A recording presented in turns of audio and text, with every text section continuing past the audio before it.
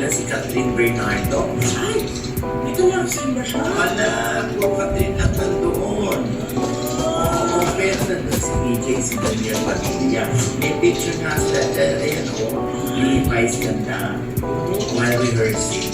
Alam ko, may picture sila ni Catherine Bernardo. Wala, para yan ang ginamit talaga ng bongga. Oo, talagang hindi sila pinaggabi sa stage man ito o sa production number, wala silang tanong. Solo talaga si Catherine. So, hindi sila nakita. Naku, eto na nga.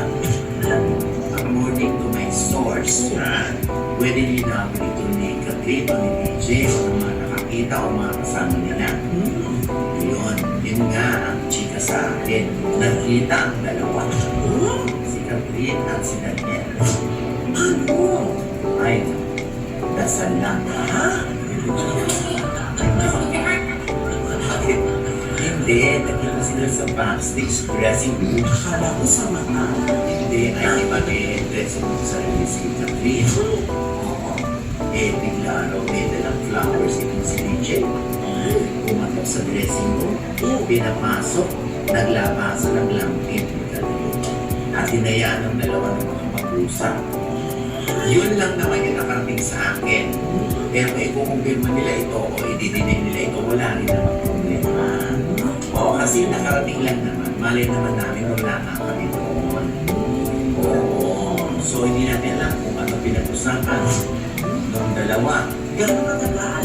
Ayun hindi natin masabi. Siguro matagal-tagal din. Pero syempre, yung mga glamping talaga tama tayo. Kasi may mga sa glamping, meron cocktail din. Meron din cocktail. Oo, cocktail.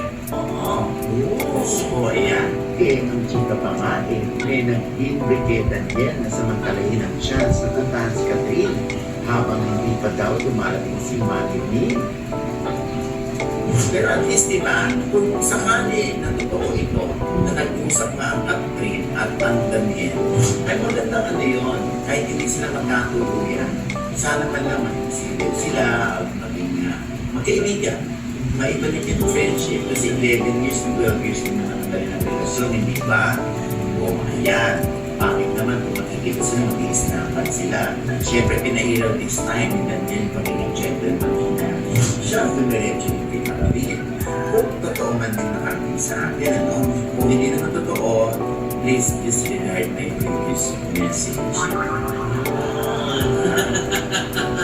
Eh, paano kaya yun, Nay? Kung nakapag-usap naman sila, ang magandang usapan, hindi dapat okay na sila paglagas nila ng dressing room, di ba?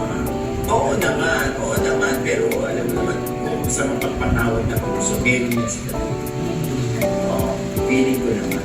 Alam mo, ang isang taong naka-move on, wala na yung galit sa puso.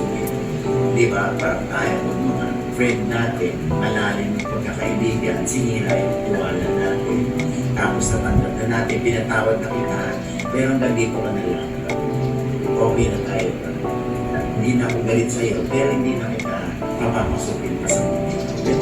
Sa kuya, hindi naman pinapasok ni Catherine sa Daniel sa buhay niya. Hindi nga kami nakapasok doon sa Araneta. Masasagot ko ba yan, Lena? Oo nga, paano? Gusto ko si Lena, tinigyan pa ng problem. Pero maganda ba rin tayo ng magandang pamasko sa mga kanyang pansa? Kung sakali bang totoo na nagkausap yung dalawa, nagkaroon ng opportunity, di ba, na magkita at mag-usap ulit. Correct. Pero pinita, ano sa ABS-CBN special En gunit usapan na ang bulaklak na binigay ni Daniel Padilla ay binigay lang din sa iba.